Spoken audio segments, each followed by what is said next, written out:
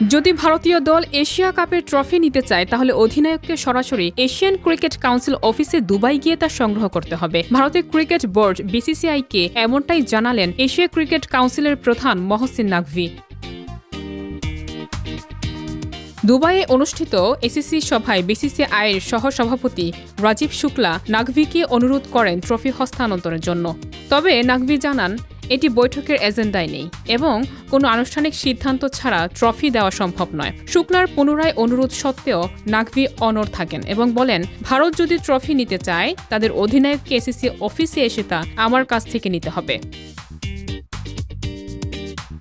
এর আগে BCCI trophy ভারতে পাঠানোর প্রস্তাব দিয়েছিল, কিন্তু নাকভি তা মেনে নেননি। এই কঠোর অবস্থানের ফলে ভারতীয় দলের সামনে তৈরি হয়েছে নতুন চ্যালেঞ্জ, যা আন্তর্জাতিক ক্রিকেট মহলে তোলপাড় সৃষ্টি করেছে। বিশেষজ্ঞরা বলছেন, নাকভির শর্ত দুই বোর্ডের মধ্যে প্রশাসনিক এবং কূটনৈতিক উত্তেজনা বাড়িয়েছে।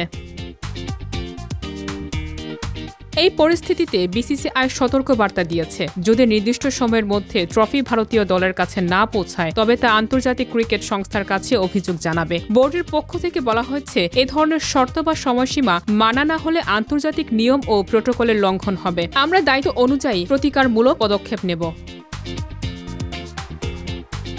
নির্বাচক এবং বিশ্লেষকরা মনে করছেন, নাকভির শর্তে ভারতীয় অধিনায়ককে দুবাই যাওয়ার বিষয়টি কৌশলগত চ্যালেঞ্জ তৈরি করেছে। ট্রফি হস্তান্তরের এই নতুন নিয়ম আন্তর্জাতিক ক্রিকেট সম্পর্ককে প্রভাব ফেলতে পারে।